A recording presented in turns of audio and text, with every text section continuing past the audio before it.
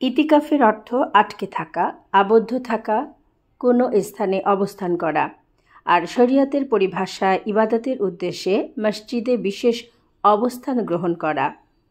আল্লাহ তাআলা বলেন, এবং সেই সময়কে স্মরণ করো যখন কাবা গৃহকে মানবজাতির মিলন কেন্দ্র ও নিরাপত্তা স্থল করেছিলাম এবং বলেছিলাম, তোমরা মাকামে ইব্রাহিমকে সালাতের স্থান রূপে গ্রহণ করো এবং ইব্রাহিম ও ইসমাইলকে তাওয়াফকারী, ইতিকাফকারী, রুকু ও সাজদাকারীদের জন্য আমার গৃহকে পবিত্র রাখতে আদেশ দিয়েছিলাম। সূরা বাকারা আয়াত 125। তোমরা মসজিদে ইতিকাফরত অবস্থায় তাদের অর্থাৎ তোমাদের স্ত্রীর সঙ্গে সঙ্গত মিলিত হও না। এগুলি আল্লাহর সীমারেখা, সুতরাং এগুলির নিকটবর্তী হও না। সূরা বাকারা আয়াত 187।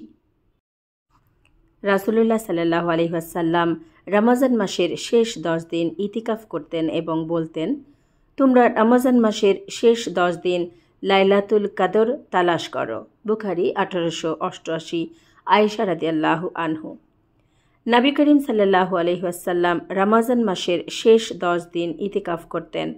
তার মৃত্যু পর্যন্ত এই নিয়মই ছিল। এরপর তার সহধর্মিণীগণও ইতিকাফ করতেন। বুখারী 1894, আয়েশা রাদিয়াল্লাহু আনহু। তিরমিজি 788।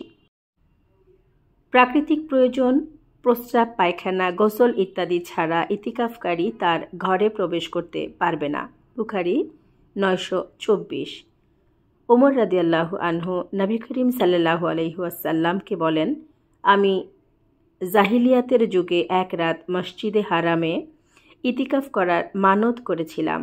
তিনি উত্তরে বললেন, তোমার মানত পুরা করো। বুখারী 1899। রাসূলুল্লাহ সাল্লাল্লাহু আলাইহি ওয়াসাল্লাম প্রতি রমজান মাসে ইতিকাফ করতেন। রমজান মাসের 20 তারিখ ফজরের সালাত শেষে ইতিকাফের নির্দিষ্ট স্থানে প্রবেশ করতেন। বুখারী 1908, আয়েশা রাদিয়াল্লাহু আনহু। 1907, মুসলিম 2652, আবু দাউদ 2456। রমজান মাসের শেষ 10 দিন শুরু হওয়ার সাথে সাথে রাসূল সাল্লাল্লাহু আলাইহি ওয়াসাল্লাম সারা রাত জেগে থাকতেন। নিজ পরিবারের সদস্যদের ঘুম থেকে জাগাতেন এবং তিনি নিজেও ইবাদতের জন্য জোর প্রস্তুতি নিতেন। মুসলিম 2654, আয়েশা রাদিয়াল্লাহু আনহু। ইতিকাফকারীর জন্য সুন্নাত এই যে সে যেন কোনো রোগীর পরিচর্যার জন্য গমন না করে, জানাজার সালাতে শরিক না হয়, স্ত্রীকে স্পর্শ না করে এবং তার সাথে সহবাস না করে।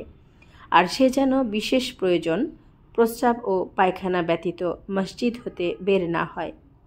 সিয়াম অর্থাৎ রোজা ব্যতীত ইতিকাফ নেই। আবু দাউদ 2465, আয়েশা রাদিয়াল্লাহু আনহু।